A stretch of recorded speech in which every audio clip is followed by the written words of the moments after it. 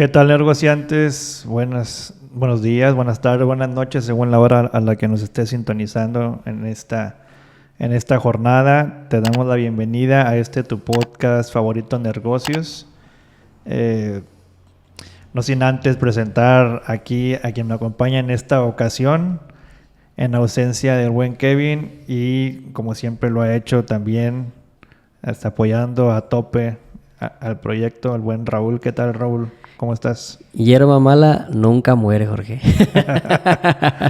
¿Qué tal? ¿Quién es la hierba mala?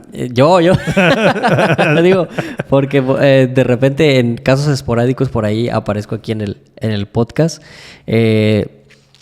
Cubriendo, más no llenando el lugar de nuestro compañero Kevin, que le mandamos por ahí un saludo. Aquí estamos de nuevo.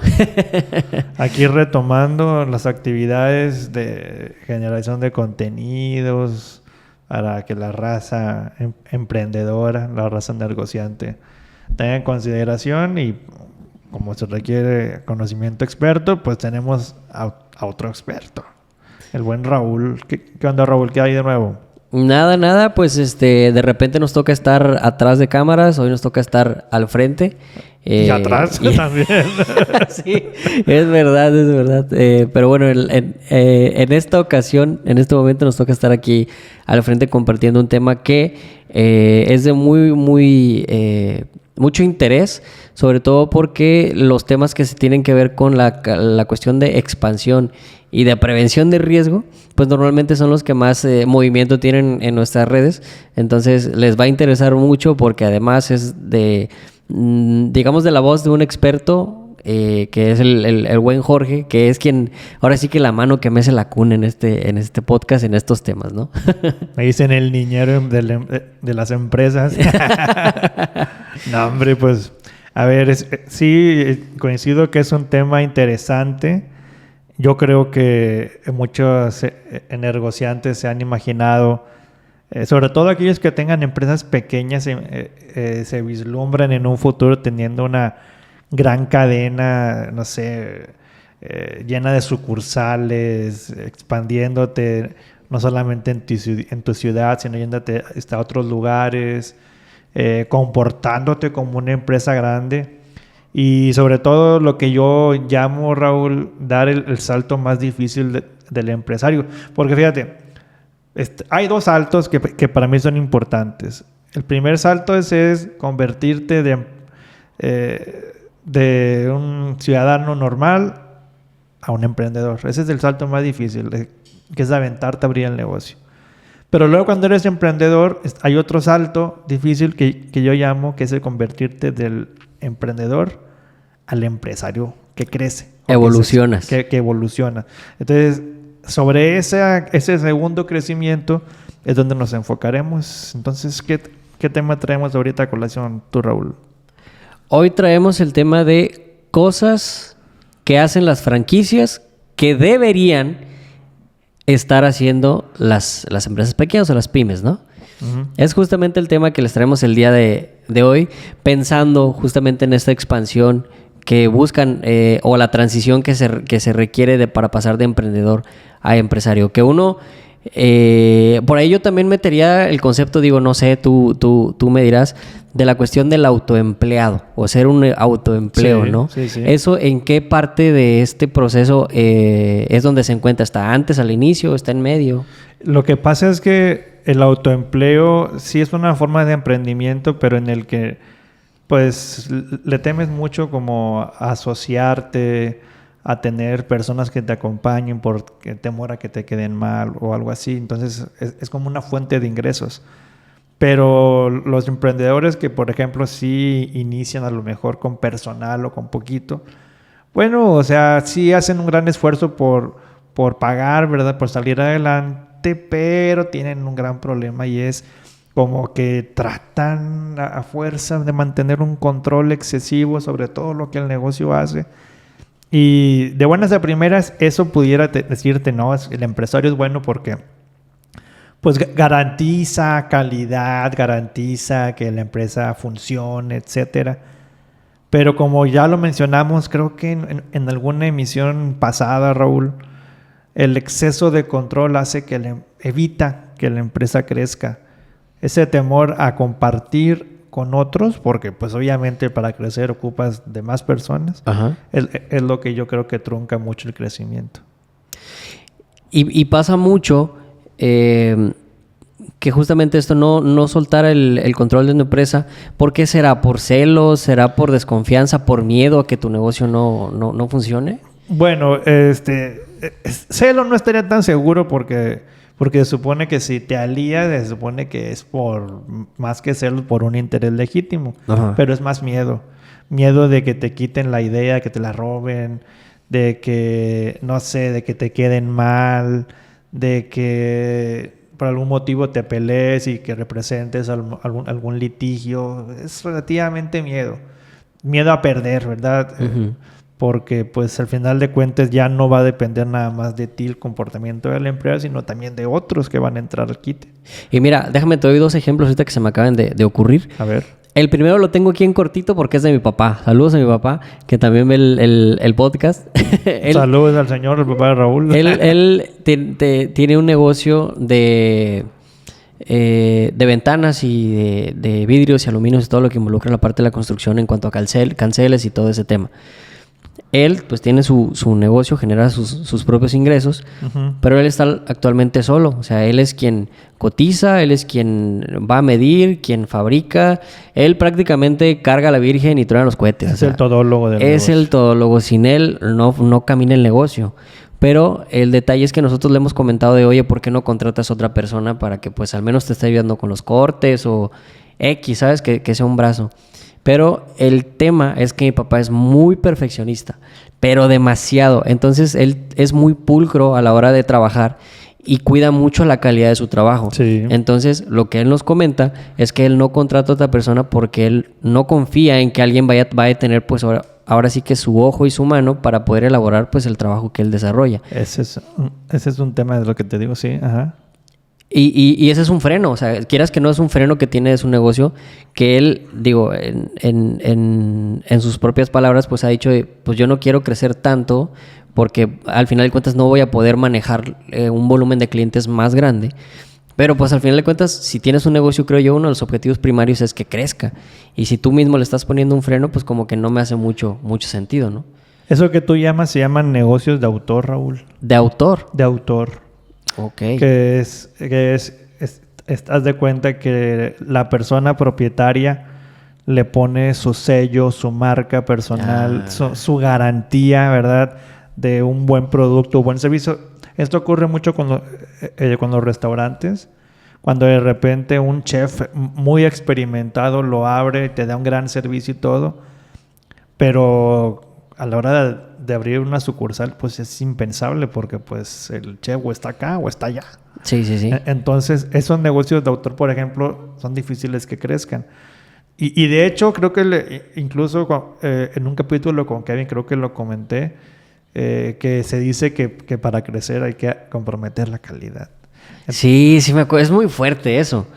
O sea, esa frase de que para crecer hay que comprometer la calidad, pero pues realmente tiene lógica, o sea, de acuerdo a lo que me comentas.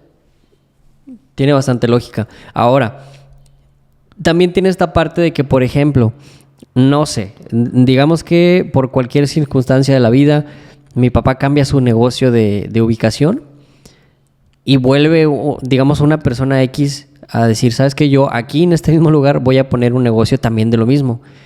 Puede pasar que por arrastre los clientes lleguen ahí y digan, aquí, no me acuerdo muy bien, pero aquí se hacen unas ventanas de mucha calidad o algo así, ¿no? O sea, justamente por eso. O sea, que tengan esa visión o que se quede esa fama, digamos, que tienen buena calidad por el mismo trabajo que desarrollan y que se quede una fama de que por ese lugar se hacen buenos productos. Bueno, ahí el tema es que la estrategia sería que, por ejemplo, tu papá tuviera esta noción a lo mejor de crear, ¿verdad?, un directorio o una especie de base de datos de los clientes, ¿verdad?, para decirles del cambio de ubicación y que bueno, que los clientes que ya han ido, ¿verdad? Sepan Ujú. que el negocio se movió, digo, en ese caso. Pero seguramente va a pasar que alguien llegue, pero pues la calidad, como tú dices, aquí va a jugar un papel importante. Claro. Ahora, ahí te va otra. Yo quemando a mi papá. No, ahí te va otra. Mi papá, digo, gracias a Dios, tiene pues bastantito trabajo, digamos, con el cliente, ¿cómo se llama? Con el público general, por llamarlo Ajá. así. Y realmente sí lo han buscado por parte de empresas, de sector público, para que realice trabajos, pues, para ellos, ¿verdad? Sí. Sin embargo, dice que a él no le gusta trabajar de esa manera porque por temas de facturación, pues ellos llegan a pagar hasta 60 días. Entonces, Sí, claro, esa es la desventaja de vender al sector público. digamos que el ticket es más alto, pero pues comprometes tu flujo, ¿no? Lo que pasa es que, a ver, si te está yendo bien con la venta normal, preferiblemente que le dé prioridad a los clientes, ¿verdad? Privados. Ajá. El sector público lo que te pide es que cuando te des de alta, por ejemplo, en esos famosos padrones de proveeduría, etcétera, te van a pedir que aguantes vara 60, 90 días y pues en 60, 90 días son ingresos que no recibes. Si se pueden soportar los costos fijos, ¿verdad? Pues hay quien se avienta el tiro porque dice, bueno, yo sigo funcionando como quiera con mi negocio, pero pues no, pues es bastante espera, es bastante burocracia, etcétera, y en ocasiones a veces se puede llegar al impago. Uh-huh. Pero te digo, aquellos negocios que no dependen de gobiernos, yo siempre digo, pues que vayan por ese camino. Yo creo, Claro. yo creo que puedes compensar a lo mejor lo que pudiste haber ganado con el sector público, simplemente con el sector privado, con una venta más aumentada o con un ticket más robusto por cliente. Y ahí, por ejemplo, si quisieras llevar a cabo esa estrategia de entrarle al sector público con un ciclo de facturación de 60, 90 días, Uh-huh. se puede, o sea, yo ahorita a mí la estrategia que se me ocurre es, le entras como negocio a ese tipo de mecánicas de venta, pero tal vez tus productos de mayor rotación, pues le das un mayor enfoque, ¿no? Para que pues siga habiendo circulación de efectivo mientras sale la facturación del sector público. Mientras ese servicio o producto que te soliciten no te impida la operación cotidiana del negocio y que puedas seguir vendiendo, no va a haber ningún problema. Pero si lo que estás comprometiendo es todo tu personal, dedicado exclusivamente al sector público, ahí es una decisión de pensar, porque ahí sí requerirías un aguante en términos financieros. Entonces, te digo, lo único es que mientras el sector público sea complemento a tu actividad normal, no tendrá por qué haber un impedimento porque sigues recibiendo ingresos por la vía privada. Ahí el tema es que, por ejemplo, digo, yo pensando como empresario inexperto, Uh-huh. Sí. sin capacitación, yo diría, ¿verdad? En este escenario imaginario de que, ¿sabes qué? Pues me presentan o envío una cotización muy grande, a diferencia de lo que yo pues facturo normalmente. Uh-huh. Tal vez haya que esperar 60, 90 días y mientras, pues para que siga circulando el negocio, si no hay esa rotación de los productos con mayor aceptación, pues pido tal vez un financiamiento, un crédito para poder operar. ¿Eso lo recomiendas o sería ahora sí que un balazo en el pie? Es un tema de certezas. Si tienes, digamos, garantías de pago, etcétera, está bien, ¿verdad? Se puede pedir un crédito, tal vez no a corto plazo, ¿verdad? A plazos incluso más largos de los que pudieras aguantar en el tema de gobiernos. Uh-huh. Sí se podría, pero te repito, eso es teniendo certezas de que, por ejemplo, dicho sector público en el que te estés aplicando tenga en general comportamientos por voz de otros que hayan participado, Uh-huh. de que te pagan en tales tiempos, que sí cumplen, etcétera. Pero si escuchas de repente que alguien te dice, no están cumpliendo por acá, híjole, Yo prefiero recomendarte, ¿verdad?, que sigas en la parte privada. O que puede haber cambio de administración o... Hay un tema de la referenciación es bien importante. Claro. Bueno, ese digamos es solo una vertiente. Por otro lado, de esta dependencia que pueden llegar a tener los pymes, a diferencia de las grandes franquicias, es, por ejemplo, otro tipo de negocio, digamos, de esos negocios de estéticas, de uñas y todo eso, que pues realmente el emprendedor es el aplicador también. ¿Quién sabe hacer el alaciado? ¿Quién sabe poner las uñas? Y muchas veces no quiere contratar más personas porque pues van a aprender su técnica y al cabo de los meses van a terminar siendo su competencia. Ese es uno de los temores por el cual no crecen los negocios. Justamente eso. Pero, mira, lo que pasa es que tú no puedes impedir que la gente aprenda. O sea, claro, o sea, eso no se puede impedir a menos que tengas este rayo que tienen los Men in Black en la película, ¿verdad? Que puedes borrar la memoria. Que puedes borrar la memoria, pues es imposible, ¿verdad? En las franquicias, por ejemplo, lo que se acostumbra es utilizar estos convenios o contratos de confidencialidad, de que todo el conocimiento proporcionado, toda esa capacitación recibida en un tema especializado, por lo menos la persona se compromete a no utilizarla fuera del tiempo, ¿verdad?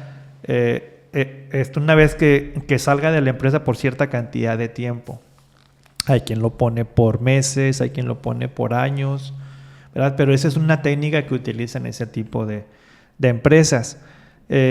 También otra manera, por ejemplo, para restringir un poco el conocimiento, sí, o sea, tal vez la técnica la sepan, pero incluso los materiales, no sé, se utilizan especies de jabones, cremas en este tipo de giros, pinturas o esmaltes, no sé, ¿verdad? La calidad de los materiales o el tipo de material, se sugiere que no se le dé, digamos, el envase original o de una marca en particular a la persona que lo va a usar, sino más bien que tenga la empresa sus propios productos embotellados con la marca propia y que le digan, aquí están los materiales. Pero no dar tanta explicación, ¿verdad? En el sentido de dónde los adquiriste y eso, porque eso también... pues eso sería, es como darles también los materiales para que los repliquen. Claro. Y mira, por ejemplo, ahorita me estoy acordando, yo soy partner de una agencia de marketing de aquí del estado. Saludos a mis compañeros. Y digo, no es nada que no se pueda mencionar, pero justamente cuando entro yo a colaborar con ellos como un externo, me dieron un documento donde recuerdo que decía que, pues no tanto por la legalidad, sino por la moralidad, pues que procurara, pues no buscar, digamos, los clientes que ya tenían dentro de la cartera la agencia para yo trabajarlos por fuera, ¿sabes?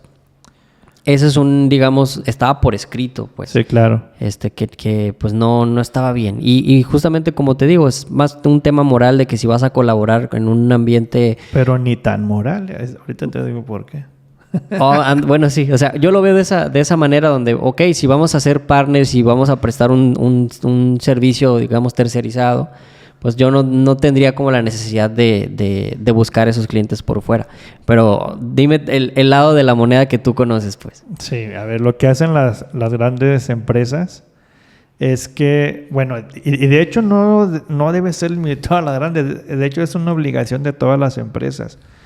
Cuando una empresa solicita datos personales, si tienes bases de datos con información sensible de tus clientes, tú, bajo la ley, estás comprometido por una ley que se llama Ley de Protección de Datos Personales en Posesión de Terceros.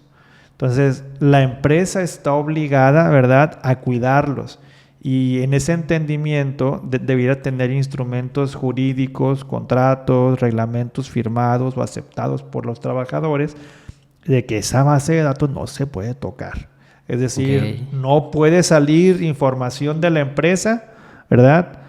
Porque las multas son enormes, Raúl. O sea, esa ley, no te tengo ahorita el dato de cuánto puede ser, digamos, la multa, pero sí pueden llegar fácil a $1,000,000 o más. Wow.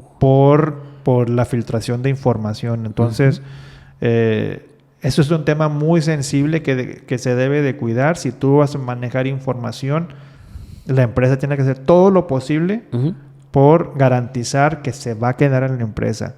Independientemente de que se queden con clientes o eso, pues obviamente, aparte de ser una mala práctica, es una práctica ilegal.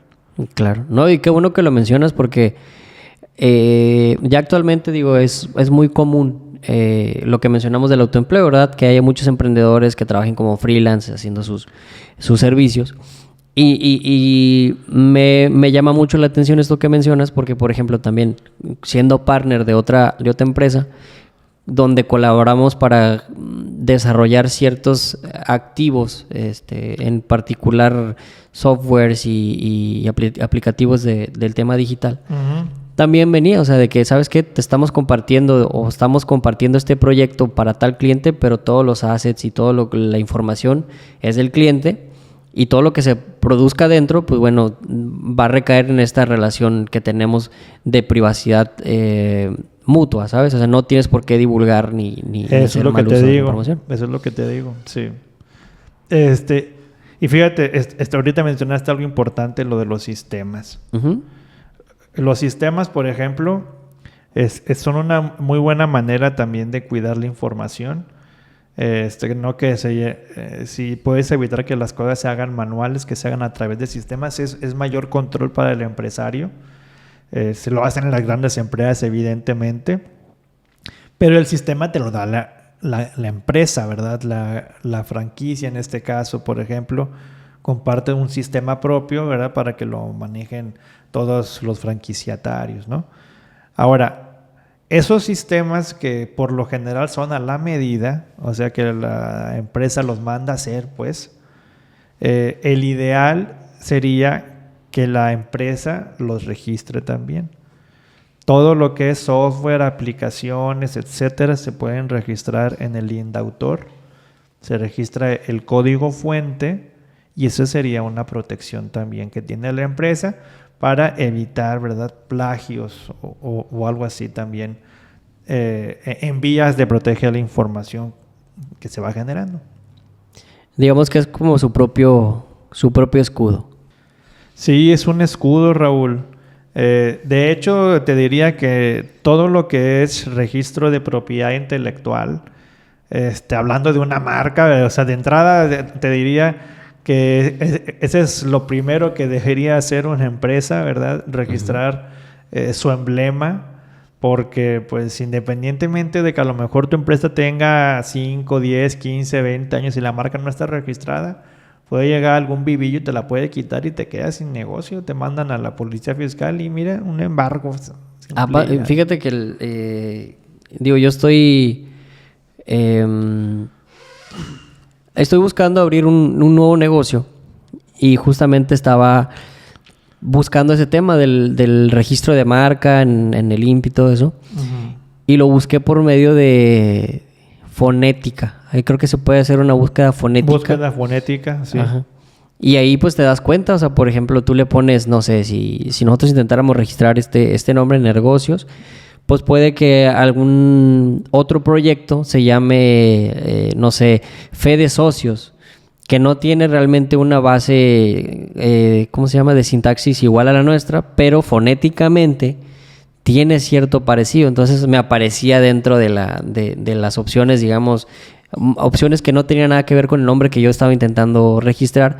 Y también es una medida para proteger o sea, de que haya un tipo de confusión en ese aspecto, ¿no? Sí, en el tema de las marcas no se trata nada más de que se escribe igual, se trata de que se escuche igual. Porque de acuerdo a la ley de propiedad industrial dice que eso puede generar confusión en el usuario, entonces obviamente también protegen el sonido. Por más que le cambies letras o lo que sea, si hay un alto parecido, Eso le llaman anterioridad, el INPI, y hace que te impidan, digamos, pues el registro. Es como yo siempre llamo este trámite como un litigio porque es una pelea de que si bien te va, a los 6 meses te la autorizan, pero casi siempre te ponen alguna traba, te dicen que hay alguna anterioridad o que alguien, no sé, ¿verdad?, esté en proceso o qué sé yo. Siempre hay una traba y se extiende 4 meses más por cada contestación que tú hagas. Sí, Tarda bastante esos registros, pero son necesarios. Es decir, o sea, esta parte del INPI es fundamental. En el Indautor es más corta la cosa. En el Indautor puedes registrar desde el código fuente, los manuales operativos, por ejemplo. Todos los manuales que tenga una empresa se pueden registrar ahí. Puedes registrar incluso canciones, obras literarias, obras de arte gráfico, ¿sí? Todo eso, todo lo que puedas, te digo, registrar es mejor porque las cadenas grandes, ¿verdad?, las franquicias, lo que hacen es compartir información y en ese compartir, pues está el riesgo de que se lo quede a la gente, entonces más vale que esté protegido. Sí, puede pasar. Digo, es parte del aprendizaje que te da justamente pasar de ser un emprendedor a ser un empresario. Forma parte de este universo del cual estamos hablando, donde también, digo, uno de los pasos más importantes que podremos mencionar dentro de este proceso es la estandarización de procesos. Que ahí, pues, prácticamente tú te pintas solo como para presentar este tema, ¿no? Es la estandarización. Ay, güey, es un dolor de cabeza. No solo para uno como consultor, sino para el empresario. Mira, para que quede claro en qué consiste esto. Estandarizar es hacer que todo se haga idéntico. ¿Estás de cuenta? Que se haga repetitivo. Sí. Si por ejemplo tienes, siempre pongo los mismos ejemplos, pero bueno, es el típico ejemplo de la pastelería. Tú tienes a un pastelero experto, ¿verdad? Tiene una receta, por algún motivo la receta de un pastel en especial o de todos pegaron, ¿verdad? Y bueno, va bien. Entonces lo que se recomienda es que en ese momento, ¿verdad?, de algo que te está funcionando, lo registres paso por paso como si fuera un recetario. Ajá. ¿Verdad? ¿Cuáles son los ingredientes? ¿Cómo se hacen las cosas? ¿Cuánto tiempo tarda? ¿Verdad? Las protecciones que ocupas, materiales, todo. Entonces, ¿qué pasa si no tienes esto? De repente ese pastelero se te puede ir. Y llega otro, y a lo mejor tú dirás, bueno, pues lo contraté y sabe, pero el producto no le va a salir igual. Tal vez esta persona va a tener otra receta, pero no va a ser lo mismo que tú hacías. Y el problema es que la gente ya está acostumbrada a tu producto, ¿verdad? A la experiencia que tiene contigo cuando viene, y si le ofreces otra cosa, pues híjole, es con tanto como espantarla. Sí. Entonces, lo ideal sería que tengas ya ese recetario, digamos, de pasos, de ingredientes, de tiempos, para que la persona que llegue lo vuelva a ser idéntico. O sea, así abras una empresa en Monterrey, abras una empresa en la Ciudad de México, en Cancún. En teoría, la estandarización es que en cualquier lugar y por cualquier persona debe salirte igual. Difícil, pero esa es la idea. Sí, es complicado, pero es justamente ese salto de profesionalismo el que marca la diferencia entre un emprendedor y un empresario. Y de hecho me hiciste que me acordara. Yo en semanas anteriores, un empresario de Guadalajara se puso en contacto conmigo para que lo ayudara con una estrategia de marketing. ¿De qué es su negocio? Su negocio es movilidad. Él se dedica a traslados, digamos, de vacaciones, traslados empresariales, de ese tipo de negocios. ¿Cómo te digo? De personas tanto por ocio como por trabajo, ¿verdad? Sí. Y él actualmente está intentando explorar un nuevo nicho de mercado que son ejecutivos de alto nivel. Ese es su nuevo como objetivo a cumplir. Y dentro del estudio que nosotros hacíamos, vimos precisamente esa parte de la estandarización, de que, ¿sabes qué? Un empresario de alto nivel lo que busca es como, en primer término, desligarse de todo el proceso logístico, que él, o sea, sin tener que estar al pendiente de, sepa qué es lo que va a suceder. Y en segundo término es la estandarización del servicio, que sepa que independientemente del chofer que le toque, Va a tocar la misma experiencia. le va a tocar la misma experiencia, independientemente de la unidad, que sepa los mismos idiomas, que tenga la misma praxis, valores, todo que sea exactamente idéntico, porque eso te habla de un proceso de profesionalización de la empresa. Sí. Entonces, me pareció como que un buen ejemplo para también mencionar esa parte de la estandarización, ¿no? En esa parte son como protocolos de actuación que también se pueden estandarizar. De hecho, dentro de los mismos manuales, por ejemplo, un manual de procedimientos es, por decirte, cómo es la atención, ¿verdad? En este ejemplo, en el servicio ejecutivo, paso por paso, ¿verdad? Paso 1. Se recibe a la persona con tal saludo o con tal mensaje. Paso 2, ¿verdad? Y vas paso por paso asignando los elementos, pero esto lo haces por todos los servicios. Es decir, no nada más si tienes el servicio ejecutivo, si tienes el servicio estándar, etcétera. ¿Qué diferencias tiene? O si es el mismo para todos, nada más lo que cambia es el tipo de vehículo, etcétera. Digo, se puede establecer. Te pongo el ejemplo, tal vez en el ejecutivo haya pasos adicionales como que te ofrezco una bebida o te ofrezco algún alimento, ¿verdad? Uh-huh. Pudiera ser, ¿verdad? Me imagino. Pero si hay diferencias, se tienen que poner por separado en un manual. Si es el mismo servicio, bueno, simplemente lo que cambiaría son las unidades vehículo, ¿verdad? El vehículo, pues. Claro. Y mira, hay una frase muy, muy mencionada y a mí me la han dicho en varios trabajos donde he estado. Y la repiten más que como una realidad, más es como una amenaza. Pero muchos de mis jefes he escuchado que dicen, aquí nadie es indispensable. Pero yo lo que creo es, ok, es una verdad a medias. Porque si bien nadie es indispensable, es correcto, porque como dices, si tienes un buen protocolo de acción, si tienes tus procesos documentados y si tienes todo el know-how del negocio, pues obviamente puede acudir cualquier persona, la puedes capacitar y puede cumplir tu rol. Pues realmente, ¿cuántas empresas tienen realmente en regla todos estos documentos?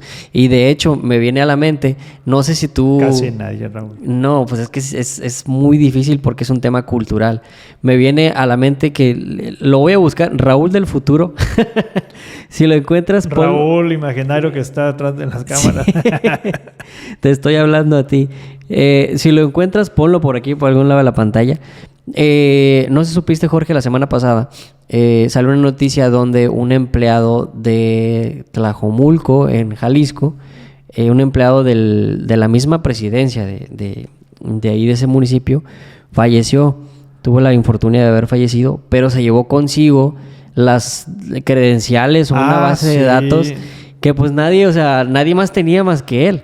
Y eso es un claro ejemplo de que pues realmente sí somos indispensables y para que se cumpla eso de que realmente nadie es indispensable, pues se tendría que tener en regla todos estos procesos y planes de acciones en dado caso de que alguien Pero eso falta, el tema, ¿no? de claves era para que estuvieran anotados o que alguien más los tuviera. Digo, eso es un descuido.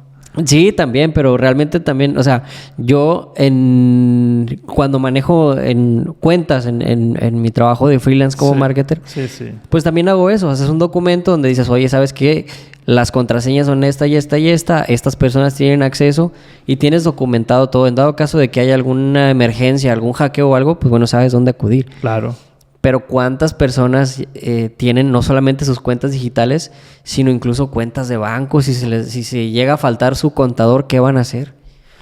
¿Sabes? Ese tipo de cosas también cuentan en ese paso que da del profesionista, del emprendedor al empresario. Mira, más vale que tengas una libretita, o si no, de perdido, o si no, en internet está esta ¿cómo se llama la app? Esa que mantiene contraseñas de Google. Google Keep.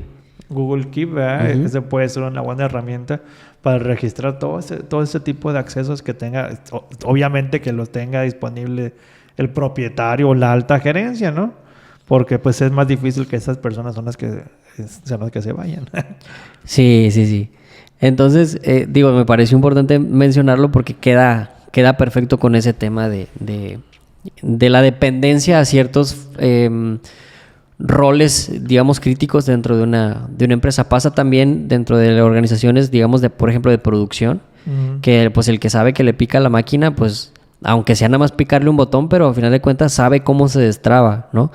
Y si no hay un manual de proceso, porque muchas veces también eso es causa de celos. O sea, me ha tocado también de que, por ejemplo, es un tema generacional, de que tal vez las personas que tienen más tiempo en una empresa, que ya saben más que el correcto, digamos, desempeño de su trabajo, pues las mañas y estrategias y formas en que funcionan las cosas, no quieren trasladar ese conocimiento a las nuevas personas que vienen empujando de nuevas generaciones. Sí, está ahí la idea no es esperarte a que llegue una nueva persona, es la persona que ya está funcionando. En el momento que algo esté funcionando, luego documentarlo. Ajá.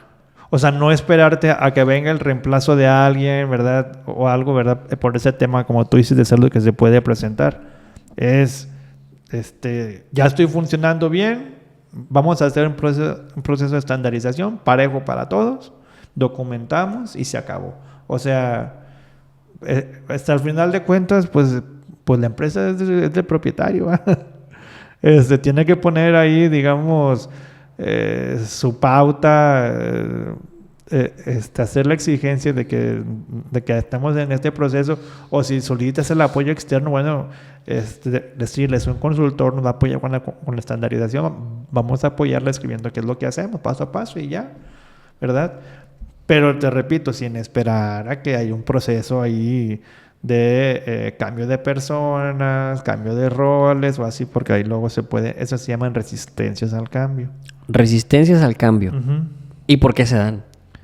Por celo profesional, porque las personas tienen miedo a lo desconocido, porque evidentemente saben que puede ser por un conflicto, porque sienten que han perdido la confianza de la autoridad. Puede ser muchas las causas realmente que generan resistencia. Pero sobre todo el miedo a soltar la información.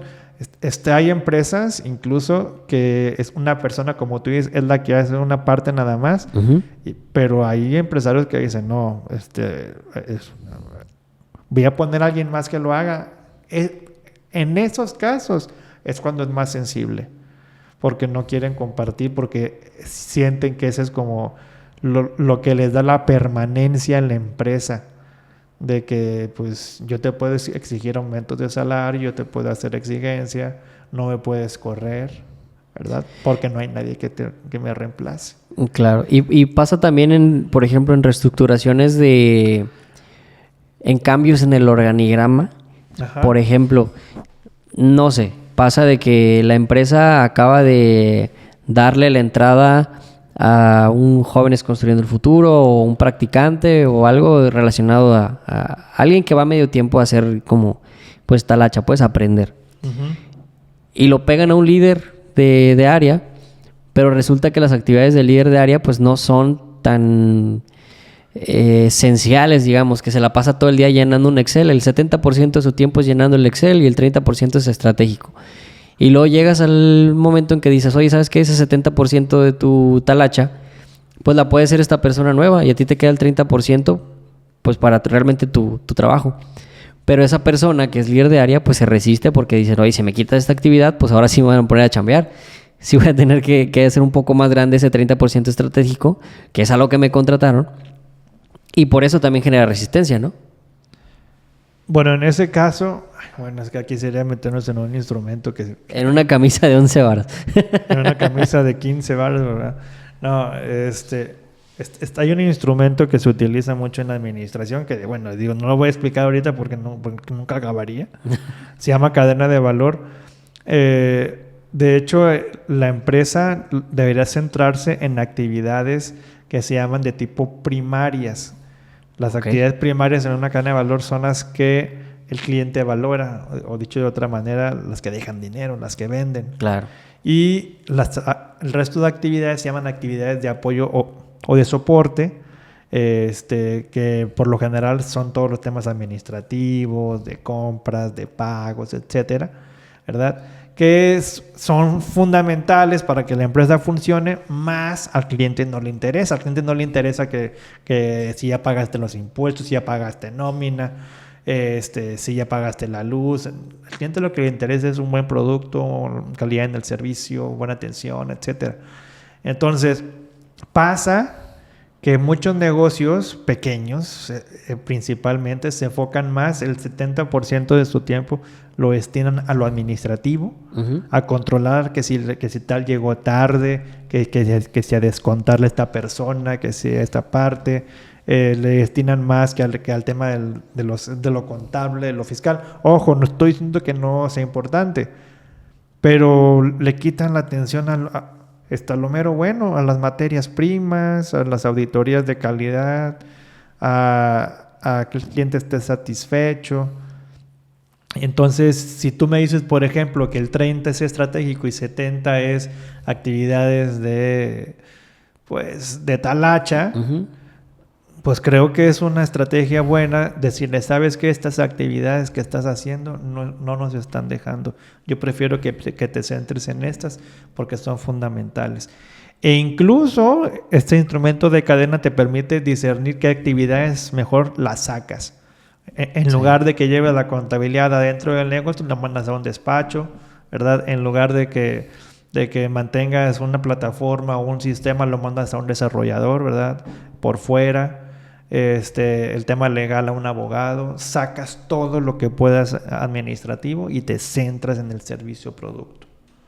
Que luego también pasa de que, parte de que luego traen actividades cruzadas, ¿no? Que por ejemplo, no sé, el que hace las pizzas también es el que las entrega, pero también es el que vende y el que toma pedidos, o no sé, la de recepción también es la secretaria particular del jefe, pero también es la que hace cotizaciones, o sea... Esa es una falta, es una de dos, o es una falta de personal o una falta de estandarizar los puestos de trabajo.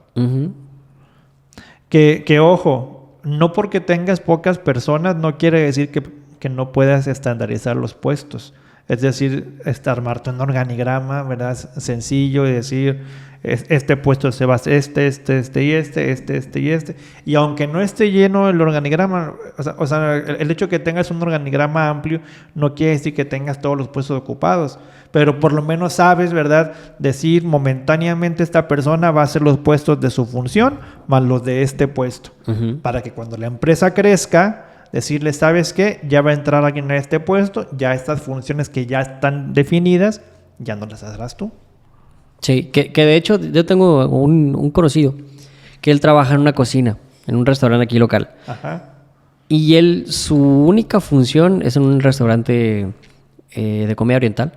Entonces dices, mi única función es cortar vegetales y calentar pollo. Dices todo lo que tengo que hacer. ¿Para qué? Para, pues, digamos que esos insumos los tenga listos el chef para hacer sus platillos. Pero dice, yo no tengo permitido lavar loza. Yo no tengo permitido hacer sushi, ¿no? Porque Dicen, su puesto está así. Correcto. Dice, hay veces que yo ya terminé en 2 horas. Dice, ya no tengo nada que hacer, pero no me dejan participar en otras actividades porque están bien definidos los roles. Y creo en ese ejemplo en particular que sí generaría un mayor descontrol que se estén intentando apoyar mezclando las responsabilidades, sobre todo en un tema, por ejemplo, de cocina, donde pues si cuando es el punto más alto de que tienen más pedidos, pues ahí sí puede llegar a cruzarse si no tienen sus responsabilidades bien definidas. Pero mira, fíjate, en ese ejemplo que me dice me da mucha duda. porque acaba en 2 horas. Porque digamos que es la materia prima de él, solamente prepara los insumos que va a necesitar el chef. No me queda claro, ¿verdad? Pero normalmente la materia prima se utiliza todo el día, ¿verdad? Pues el pollo se acaba rápido. Yo me imagino, ¿verdad? Que se acaba rápido. Yo pensaría que tal vez esta empresa, ¿no será alguna franquicia? No, es un negocio local. Ok, es un negocio local. Ok, me parece bien la definición de las funciones, de los puestos y todo, pero en esos casos en el que a lo mejor tengo poco trabajo en el día, la sugerencia es que sí tengas definidas las funciones, pero que no satures de personal si no estás generando suficiente venta. Ok. Es decir, como te digo, en un principio una persona puede hacer funciones de otros, pero mientras estén separadas en su estructura, Ajá. momentáneamente mientras crecemos, para que tengas liquidez para otras cosas. Pero si ya de plano el negocio está súper lleno, yo pensaría que esta persona que se dedica a hervir el pollo y a cortar las verduras, me imagino que estuviera todo el día, lo que me indicaría que tienen venta continua. Pero así como me lo planteas, yo siento que tiene una venta limitada. Sí, podría ser. O tal vez, digamos, los platillos de los cuales se encarga él, pues no son de tanta rotación, ¿verdad? Exactamente. Y va ligado también, digo, al siguiente punto que teníamos por ver, que es la experiencia.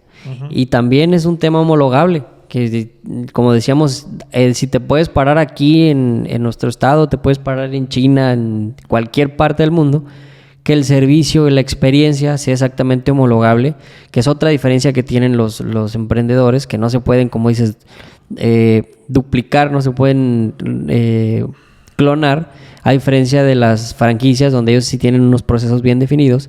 Independientemente del perfil que les caiga, si tienen un correcto manual, pues la experiencia va a ser correcta, ¿no? Bueno, eso a medias, porque ahora con la IA, bueno, sí. Los agentes ya se pueden duplicar. Sí. No, pero tienes razón. En esos casos, yo siempre sugiero que tengan una estrategia de comunicación bien buena, de cómo tratar a los clientes. Incluso he conocido empresas, Raúl, donde, por ejemplo, te dicen de que si el teléfono suena, máximo 3 veces se debe de contestar. Más de 4 ya no. Ahí es un tema observable, ¿verdad? ¿Cómo? Sí, o sea, si un teléfono está sonando, no puede sonar más de 3 veces por política de la empresa. O sea, la respuesta tiene que ser los primeros 3 segundos, ¿haz de cuenta? 3 tonos. Ajá. No te voy a decir segundos porque no sé cuánto tarda cada tono, ¿verdad? Pero 3 veces no puede sonar. ¿Sí? A la tercera máximo ya se debía haber contestado. Y cuando contesta, debe haber un protocolo de qué tipo de cosas le dices, cómo es la bienvenida, el mensaje de qué tal le habla a tal persona, está hablando a tal empresa, cómo le puede ayudar, ¿verdad? Y también ayuda mucho para que la persona vaya orientando al tema de la venta, ¿verdad? Encaminando y que las ventas se concreten.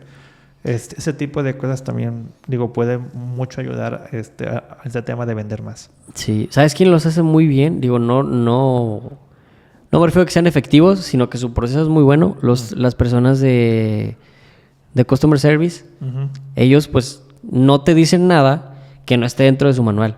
Y si no está dentro de su, digamos, alcance, te mandan con otra persona. O sea, no tratan de inventarte algo, ¿sabes? O sea, tienen muy bien marcados sus límites de hasta dónde llegan ellos. Si no pueden resolverlo, pues te pasan con la siguiente y con la siguiente y con la siguiente, que al final, bueno, eso sí, terminas tal vez dándole la vuelta y regresas con la misma persona. Pero sí tienen muy bien definidos cuál es su alcance y cuál es la experiencia que ellos tienen que proyectar respecto al servicio que están ofreciendo. O por ejemplo en un restaurante, ¿no? Que el mesero debe de saber cuáles son los pasos, ¿verdad? Exactamente para atender a un cliente. Cuando se va la mesa, cómo debe tener la lista, si debe tener ya listos los platos con los cubiertos, cómo sentar a las personas, en qué posición ponerse, si la silla sacarla para que se sienten o no, la manera de entregar los menús, de qué lado de la persona, en qué momento registrar el pedido, ¿verdad? Si al principio ofrecer bebidas, por ejemplo, mientras están buscando, dar cierta cantidad de tiempo establecido para que la gente pueda buscar. O sea, todo este tipo de cosas se pueden unificar y da una muy buena imagen. Y esa es la palabra, la imagen.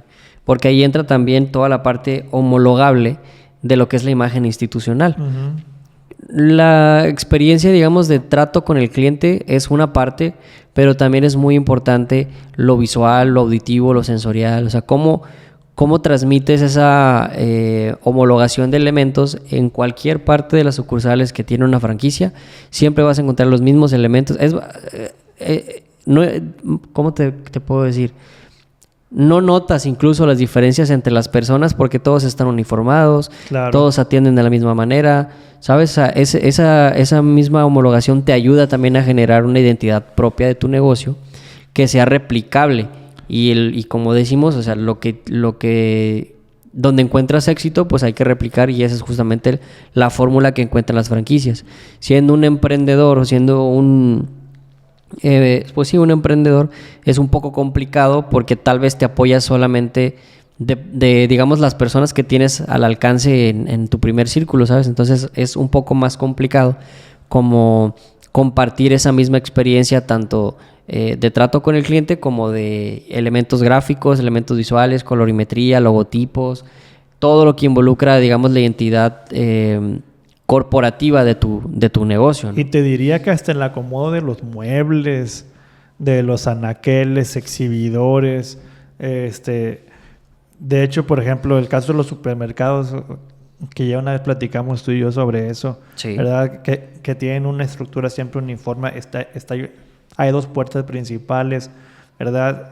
Y generalmente hay un gran pasillo que recorre toda la tienda, ¿verdad? Eso es forzoso es como un proceso de estandarización, ¿verdad? Que hace que todos los clientes tengan que recorrer la tienda. Es como que la misma infraestructura te va guiando en lugar que tengas una persona que lo haga. O el acomodo de las cosas que quedamos que, ¿verdad? Que los productos de mayor consumo van a cierta altura, los de menor consumo arriba o abajo, ¿verdad? Incluso son más caros también. Sí. Que platicábamos de eso. Todo importa. Pero hay un punto que las franquicias hacen y que garantiza que todo lo que hemos platicado al momento se haga, y es la capacitación. Híjole, ahí es donde muchos de los negocios tienen empiezan a tambalearse, ¿no? Sí, eso de lo de la capacitación, la verdad es que es un tema muy importante en la gran empresa, porque si quieres garantizar que hagan el mismo producto, que sea la misma imagen, que todos sepan manejar todos los utensilios, herramientas, maquinaria, mobiliario, es de a fuerza que debiera ser algo cotidiano. Y desafortunadamente la pequeña empresa incluso evade la capacitación, Raúl. Te diría que hasta la ley nos obliga a capacitar y ni así solemos hacerlo. ¿Cómo se capacita un emprendedor? A ver, para empezar, Regándola. no, vaya, el emprendedor que, bueno, obviamente no conoce mucho en el tema de reglamentación, ¿verdad? En temas legales o cosas así, uh-huh. Pues evidentemente la curva de aprendizaje es su primera capacitación, sí, ¿verdad? Sin embargo, cuando la empresa ya está funcionando, de hecho, el mismo gobierno te da una herramienta y que incluso tú la puedes buscar en internet y armarla a tu modo, que se llama plan de capacitación, que es una herramienta de diagnóstico para saber qué tipo de cursos, materiales, qué tipo de personal de tu empresa, cuánta gente, cuánto cuesta, etcétera. Requieres, ¿verdad?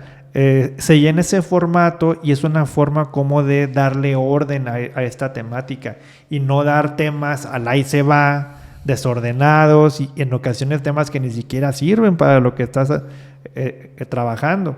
Se tiene que diagnosticar específicamente en las áreas donde se identifica mayor debilidad y eso es lo que se prioriza. Pero te digo, como representa un costo, la gente lo ve como un gasto y no tanto como una inversión. Y ahí está el problema.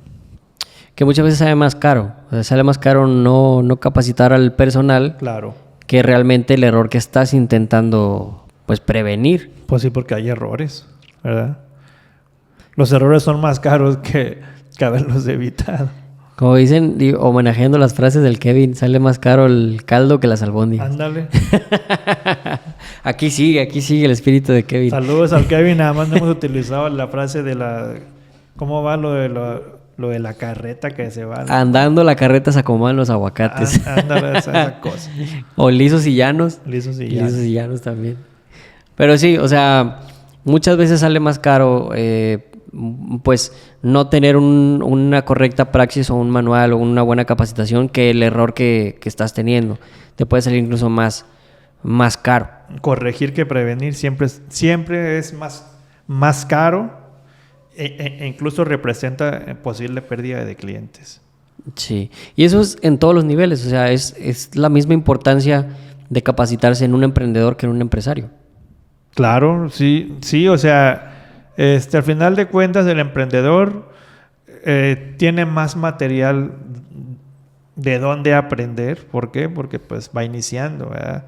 Hay muchos temas que tiene que ver, tiene que conocer. El empresario, la experiencia le va guiando y son más selectos los temas, pero la capacitación nunca deja de existir. Siempre salen cosas, tecnologías, novedades. E incluso, por ejemplo, hay negocios que hasta cambian los menús por temporadas. Es evidente que tienes que capacitar sobre las promociones, sobre los productos que están ahorita vendiendo, ¿verdad? O sea, es un tema que no se puede evadir, pero la gente, te repito, lo evade. Sí, claro. Y por ejemplo, yo tengo un conocido que tiene un restaurante aquí en la ciudad y tiene poco que abrió uno nuevo. Es decir, ya tenía uno y abrió otro de otro giro. Uh-huh. Pero su situación yo le decía, oye, güey, ¿cómo le haces tú para el tema de la apertura? O sea, para campañas de lanzamiento y todo ese tema, o sea, ¿cómo aterrizas esa etapa de tu negocio? Le digo, pues, ¿qué haces con la gente?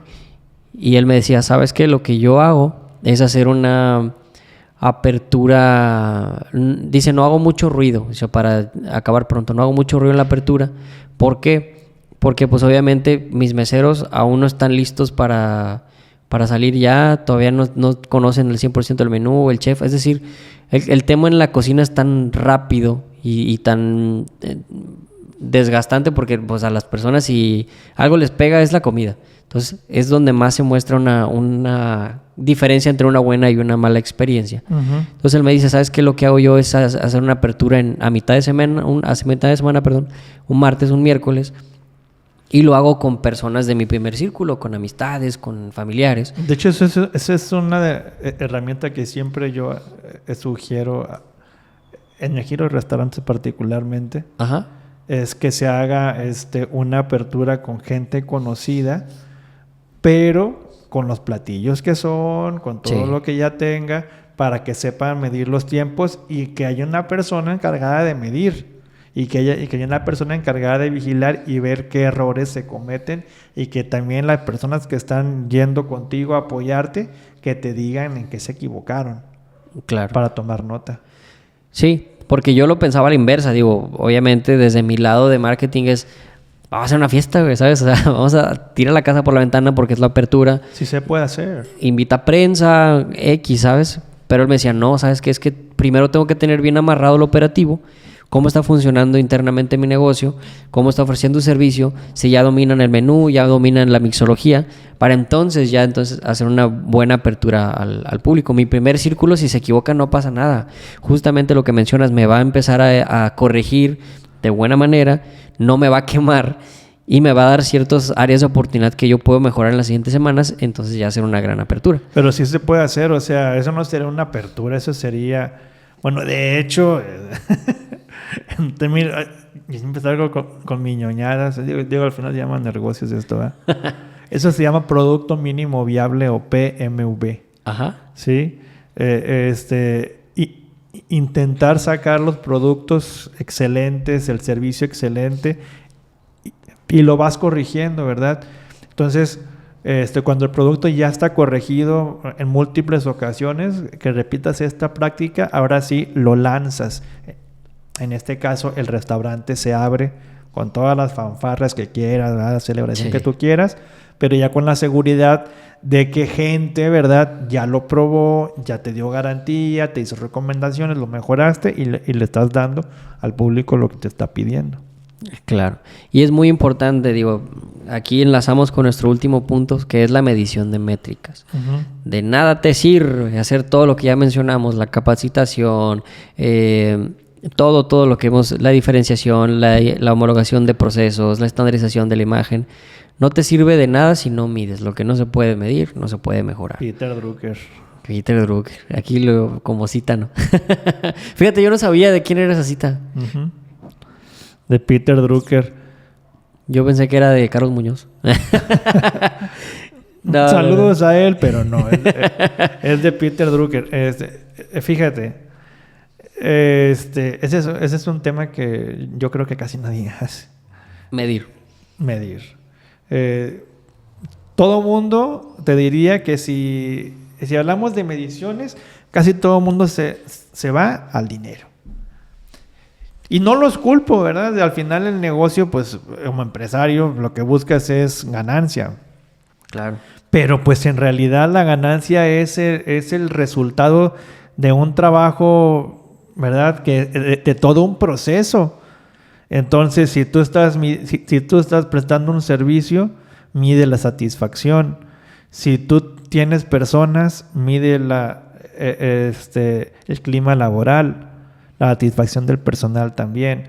Si tú estás también generando productos, mide los tiempos, mide los materiales que gastas, ¿verdad? O sea, hay tantas cosas que se pueden medir, pero si nada más nos limitamos a medir el tema financiero, pues creo que no va a haber mucho avance, porque sí, el dinero, repito, es importante, pero ese es el resultado, no las causas que lo originan. Sí, ahí lo que ocupas es un análisis ya más profundo. O sea, justamente para ver... Yo siempre he tenido ese pensamiento de darle más peso a la pregunta cómo que al qué. ¿Sabes? Es cómo pasaron las cosas. Uh-huh. El qué lo estás viendo. Sí. Pero al final de cuentas, si no sabes cómo sucedieron, pues va a ser un chispazo de suerte que a lo mejor nunca repites. Pero como decimos, o sea, si no... tienes bien documentado, si no te actualizas en cuanto a las herramientas. Actualmente hay muchas herramientas que te pueden ayudar a hacer ese trabajo de métricas y de medición. Hay softwares muy baratos que puedes conseguir para tu negocio, dedicados específicamente para tus nichos. De hecho, yo estuve también en contacto con una empresa que se dedicaba a la TI a hacer justamente esos como softwares de facturación y todo ese tema de métricas. Uh-huh. Y su licenciamiento, el modelo que ellos ocupaban era el licenciamiento. Si no han visto el capítulo, váyanlo a ver. Y eran muy baratos. Era, creo que como $130 al mes por el uso de su software. O sea, realmente, en este momento, el que no mide es porque no quiere. Sí. O sea, herramientas tenemos por demás. Ejemplos de qué pasa cuando mides y qué pasa cuando no mides también se puede ver palpablemente. Yo creo que ya es un tema más de desidia y de cultura y de no estarte disciplinando con tu negocio que un tema de desconocimiento, ¿no? Si alguien quiere investigar más sobre esta temática de medición, basta con que busque en Google o en su IA favorita KPIs, Key Performance Indicators, y hay una amplísima cantidad, una cantidad de opciones, de cosas que puedes medir, y checa cuáles sirven para tu negocio. Te vienen ahí las fórmulas de dónde puedes obtener la información y replícalo. Mientras tú puedas controlar todo, ¿verdad? Piensa en tu empresa, piensa en todos sus departamentos. ¿Cómo mido los resultados de este departamento, de este? Y con eso tienes un control. O sea, a veces uno piensa que debe medir nada más los centavos. No. O sea, se pueden medir con porcentajes, se pueden medir avances, cumplimientos, por plazos, ¿verdad? Fechas. Hay muchas maneras. Entonces, repito, simplemente buscando esos famosos KPIs, creo que sería un gran inicio que les puede servir a los negociantes. Correcto. Y básicamente, haciendo un pequeño resumen de esto que vimos de cosas que hacen las franquicias, que deberían estar haciendo los negocios pequeños o las pymes. Es decir, si tu negocio depende al 100% de ti, tu negocio no va a crecer. No. Si en este momento no estás llevando adecuadamente tus métricas y haciendo mediciones de cómo está tu negocio, no vas a crecer. Si tu imagen, si tus valores, si tu servicio no está estandarizado, no vas a crecer. Es decir, estos puntos que te dimos es para que des ese salto. Ya diste un muy buen salto teniendo un negocio, porque en estos tiempos se requiere bastante valor e inversión para llevar a cabo un negocio. Entonces ya estás ahí, ya no vas a empezar de cero.